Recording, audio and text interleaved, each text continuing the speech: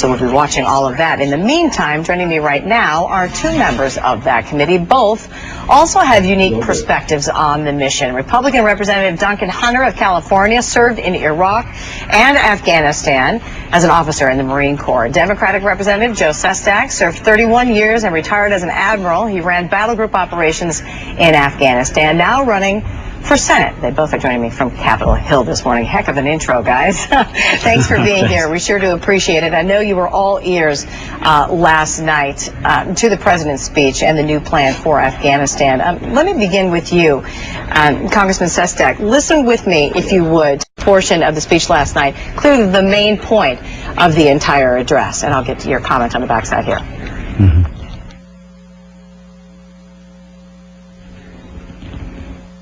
As Commander-in-Chief, I have determined that it is in our vital national interest to send an additional 30,000 U.S. troops to Afghanistan.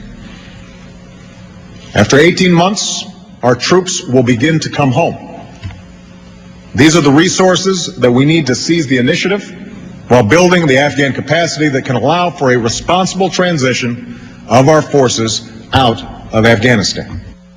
Representative Sestak, as a former commander, an admiral, as we have said, in the Navy, how do you feel about a commander-in-chief pointing out the mission, sending troops over, and then at the same time telling them that they'll be coming back 18 months later? Can you do that?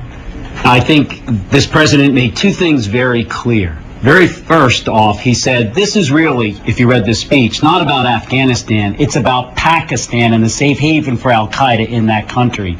Second, he is telling the Afghanis that there is going to be a deadline by which we will begin pulling our troops out, and you will accept responsibility. But he did not say when we would have all the troops out. I believe a better approach also would be to provide benchmarks by which we might measure success and failure, so we know how well this strategy is doing.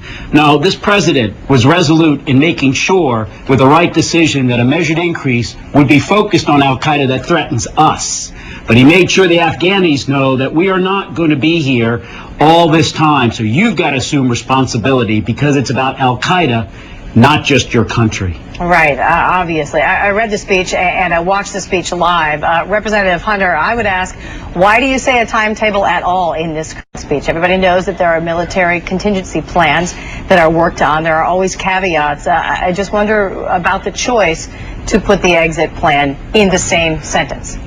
You know, first off, I'm encouraged by the president's ability to make a decision finally, that he has finally made a decision on this, and that he has given General McChrystal what he needs. The first rule of warfare: don't let the enemy know what your strategy is. You're going to have Taliban and al-Qaeda now saying to all the Afghan people, all the different police people, different military folks, if you help them, we're going to kill you in about 18 months. Our surge, the big Taliban surge, is going to start July 2011. I think that was a mistake. You know, the administration could have talked to Pakistan, could have talked to the Afghan government and said, look, here's your actual timeline. It could have been secret. We didn't have to know about it. Taliban didn't have to know about it. Al-Qaeda didn't have to know about it. Osama bin Laden now knows when we're going to leave Afghanistan. I think that was kind of sending mixed messages. We're going to send you in there, but we're going to pull you out again in 18 months, and we're going to let everybody know what our strategy is. President Obama could have done that in secret. That would have been, I think, a much better move. Representative Sestak, it's an interesting point, never letting the enemy know what you're doing on any level. I also wonder about him talking about what a vital national interest this is, this portion of the world, to the United States. If that's the case, don't you announce that your country, that your troops will be asked to do whatever is in the best interest of the vital national security issue? Yes, without a question. And Duncan and I were both on the ground in Afghanistan. That's an area of the world I've never seen people keep secrets. All that said, it's very important for this president to make sure that two things occur. Number one, that after 8 years of not paying attention to this theater of the war, because we paid attention to Iraq, and as the chairman of Joint Chiefs of Staff said, Afghanistan, 2 years, was spiraling downward, that the public needs to know that this is not going to be one where it's an open-ended commitment for Afghanistan. But he made very clear in that speech that as far as Al-Qaeda was concerned, and he included Yemen and Somalia, that we will hunt them down. It's not about Afghanistan. He made that clear. We want to leave conditions there where the probability of Al-Qaeda ever coming back does not exist. He made it very clear that the success of the global war of terror is hunting Al-Qaeda wherever they might be.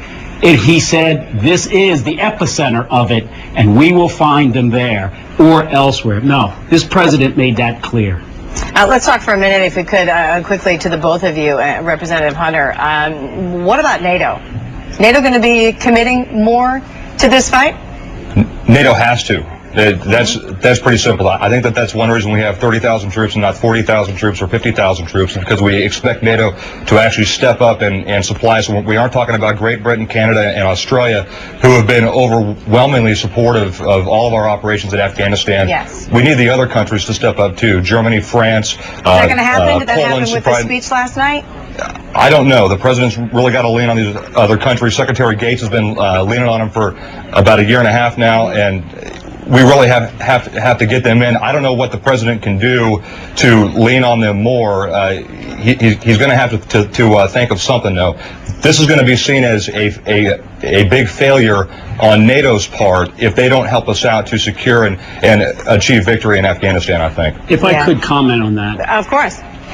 I was always taken, as Duncan is right, that we want to bring them into this. When I had command of the battle group after I was taken out of Afghanistan, I had 30 ships. 20 of them were non-U.S. And we have to make sure we have a coalition that is in there with us. But all that said, they struck us. And at the end of the day, 4 or 5 years from now, despite whoever else comes and helps us, if we are struck because we just didn't do our job because more didn't come from the other side, that's irresponsible. Yeah. At the end of the day, this is our mission to do. Okay, understood. I was just wondering, obviously the Article 5 that we talk about when we talk about NATO that came into play September 12th, that I remember, of course, 2001, the day after September 11th. Doesn't Article 5 expire? No. Yeah, and, you know, radical Islam and the jihad that's been committed against Europe, America, all the Western civilization, it's a world issue, a global issue, and everybody should be involved in this. It shouldn't just be us. Europe's gotten struck too by Al-Qaeda. They need to help us out here. In fact, it's probably more in their interest because you have all these old Russian Soviet satellite states there, just north of Afghanistan. This is a very important area. It's probably more important to these European countries that they win in Afghanistan. Well, clearly we will be watching very closely as we continue to get more information about the plan here and who is and who is not going to be committing their troops. To the both of you, always a pleasure to get your perspectives, particularly because you have served and served so well. We appreciate your service, Representative Sestak and Representative Hunter. Thank you, again, Heidi. gentlemen. Thanks.